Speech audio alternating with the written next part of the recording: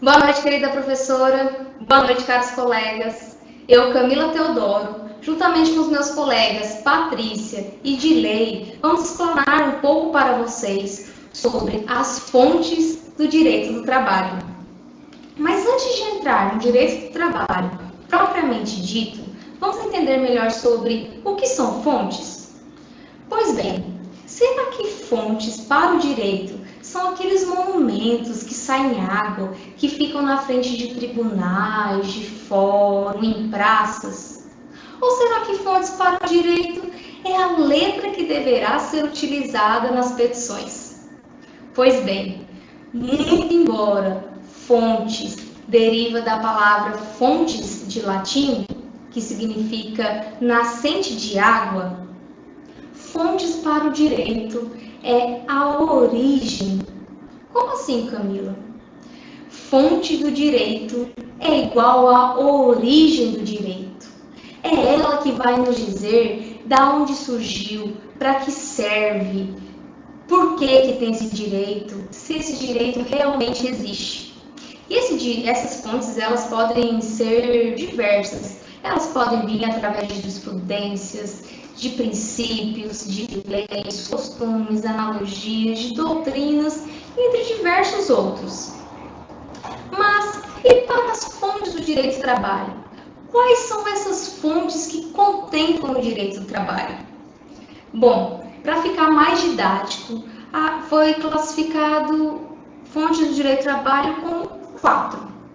Elas podem ser formais, materiais, heteronomas ou ainda autônomas. Então vamos entender um pouquinho melhor sobre cada uma delas? Pois bem, as fontes formais do direito são as questões pré-jurídicas que fazem com que exista determinado direito. Como assim, Camila? Pois bem, são as situações sociais, econômicas e políticas com que influenciam na existência de determinado direito. Para ficar mais fácil de entender, vamos falar sobre os movimentos operários sindicais. Esses movimentos operários sindicais que acontecem anterior à existência de uma norma são os movimentos que irão ser caracterizados como fontes materiais. Já as fontes formais, elas são aquelas normas, são as normas propriamente ditas, que são as leis, as constituições, emendas, decreto, enfim. O direito já materializado, nós podemos dizer assim, através de leis, normas, decretos, constituição, como já havia dito. As leis formais, elas se dividem em 2 ramos, que são as heteronomas e as autônomas. E a principal diferença entre essas duas fontes é a forma de sua criação. Enquanto as fontes formais heteronomas são criadas pelo Estado, as fontes formais autônomas são influenciadas diretamente pelos seus destinatários. Não entendi, Camila, como assim? O destinatário, ou seja, o trabalhador, o coletivo de trabalhador, através dos seus sindicatos, consegue fazer com que determinada reivindicação torne-se um direito. E esse direito conquistado será uma fonte formal autônoma.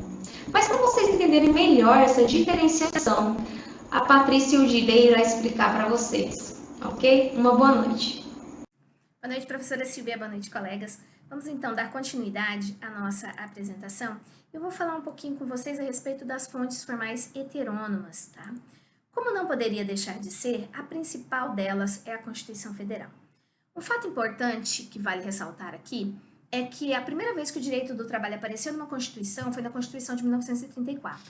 Desde então, ela tem aparecido em todas as demais constituições, até chegarmos a de 1988, né? A famosa Constituição Cidadã. Em relação à Constituição de 1988, ela inscreve um grande número de dispositivos no seu texto, relacionados ao direito do trabalho. Então, ele abrange aí direitos individuais, direitos tutelares, direitos coletivos, direitos processuais trabalhistas. Então, esse conjunto forma a principal fonte formal do direito do trabalho no Brasil. Em seguida, nós temos as leis, né, que são regras jurídicas abstratas, impessoais e obrigatórias. Uma coisa importante em relação ao Brasil é que existem diversas leis trabalhistas no Brasil. Isso se deve a quê? Talvez até uma falta força sindical, talvez os sindicatos não estejam tão organizados. Então, isso acaba dificultando, né, se consolidar realmente leis trabalhistas mais eficientes. E aí, nesse sentido, a consolidação das leis trabalhistas, a famosa CLT, e as diversas leis esparsas, né, que estão aí em diversos códigos, elas são consideradas como fontes formais do direito do trabalho também, tá?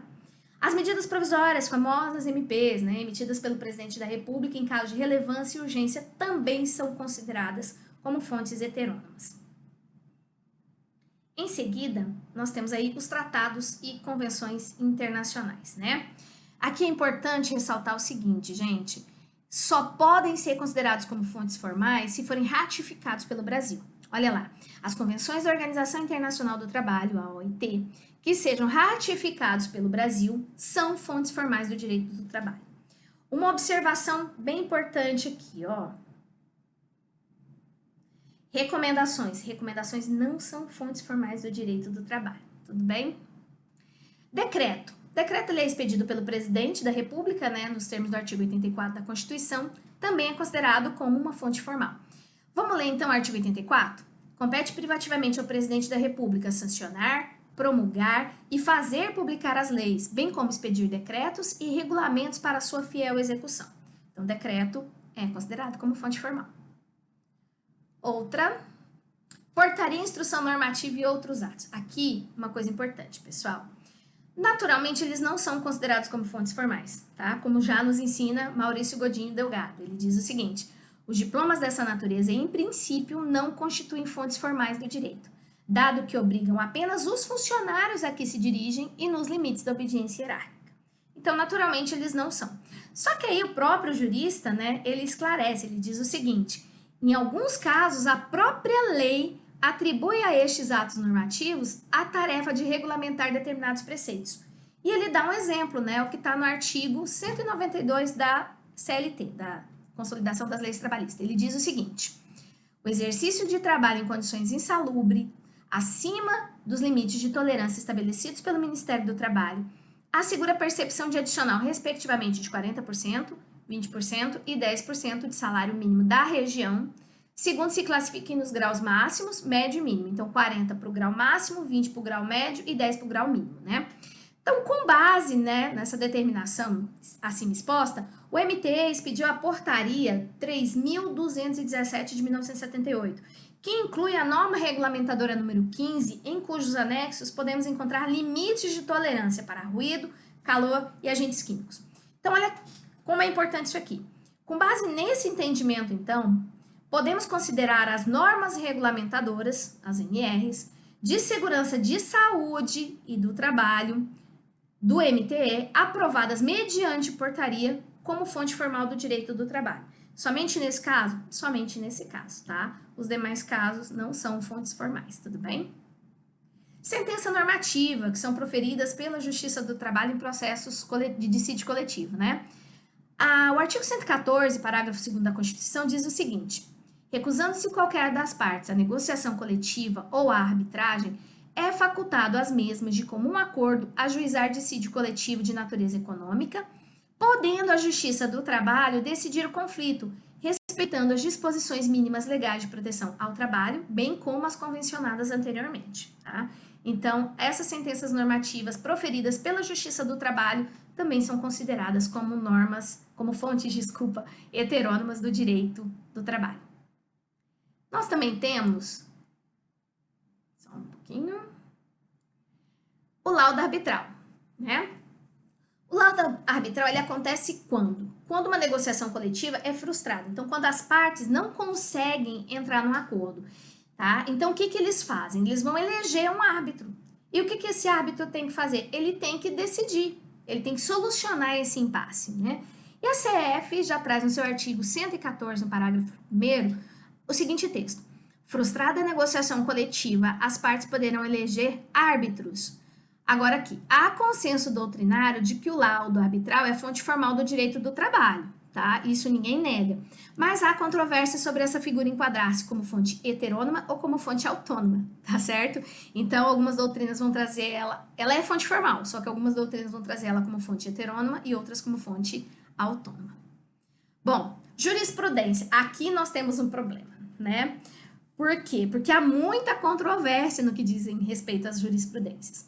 Primeiro vamos ver, né, o que é uma jurisprudência? É a reiterada interpretação conferida pelos tribunais às normas jurídicas, a partir do julgamento das demandas concretas levadas à apreciação judicial. É o caso, por exemplo, das súmulas do Tribunal Superior do Trabalho, né, do TST.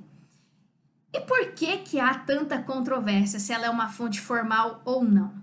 Bom, alguns doutrinadores entendem que não é fonte formal, pois ela não tem valor de regra geral, de cumprimento obrigatório. Então, ela não pode ser considerada, né?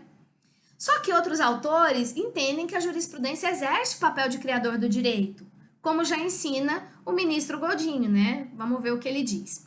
As posições judiciais adotadas similar e reiteradamente pelos tribunais ganhariam autoridade de atos-regra no âmbito da ordem jurídica, por se afirmarem ao longo da dinâmica jurídica como preceitos gerais, impessoais, abstratos, válidos ad futurum, fontes normativas típicas, portanto, né? Então, para alguns, elas são consideradas. Então, se a gente for analisar, a doutrina tradicional, ela nega a jurisprudência a condição de fonte do direito. Por quê? Porque ela fala que as decisões judiciais, elas referem-se a casos concretos, específicos, tá? Não tendo, então, essa generalidade, essa impessoalidade, essa abstração que deveria ter as normas jurídicas. Já alguns doutrinadores mais modernos têm incluído a jurisprudência, né, como um conjunto de posições judiciais adotadas de forma similar e reiterada pelos tribunais. Então, no caso, elas seriam consideradas como fontes formais do direito, tá? Mas, de qualquer forma, a gente deve lembrar aí que existe esse embate, né? Então, agora eu passo a palavra para o meu colega de lei para continuar a explicação. Falaremos agora sobre as fontes formais autônomas. Falaremos das convenções coletivas e acordos coletivos de trabalho. Está contemplado lá no artigo 611 da CLT, na qual os empregadores, os empregados, os seus representantes, que são os sindicatos, eles poderão fazer acordos e convenções coletivos de trabalho, na qual vão definir carga horária, vão definir salário, o ambiente de trabalho. Interessante registrar que os colaboradores, os funcionários, eles não são obrigados a filiar-se ao sindicato para poderem receber esses benefícios.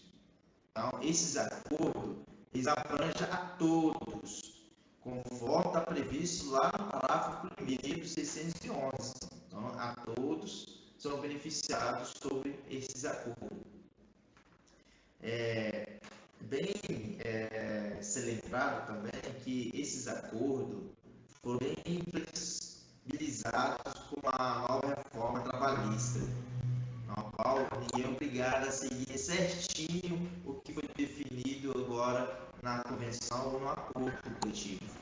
Então, com essa reforma trabalhista, teve essa flexibilidade de carga horária, salário, que está sendo muito criticado como perda de direito do trabalhador. Assim, além dessa fonte de direito autônomo da Convenção de Acordo Trabalhista, também tem outras fontes. Tem, por exemplo, uso e costume. Na ausência dos acordos, da convenção, da lei, então, as autoridades administrativas e a Justiça do Trabalho, eles, por a iniquidade, por analogia, jurisprudência, eles podem decidir um caso concreto, na qual eles têm que observar que o interesse da classe ou do particular não prevalece sobre a coletividade, o interesse público. Além dessa, também tem outras fontes, que é a súmulas vinculantes. Então, de acordo com a emenda constitucional 45/2004, O Supremo Tribunal Federal tem o poder de aprovar súmulas vinculantes, aquele que abrange a todos, tem o poder de norma, tá? E está contemplado lá no artigo 103A da Constituição Federal.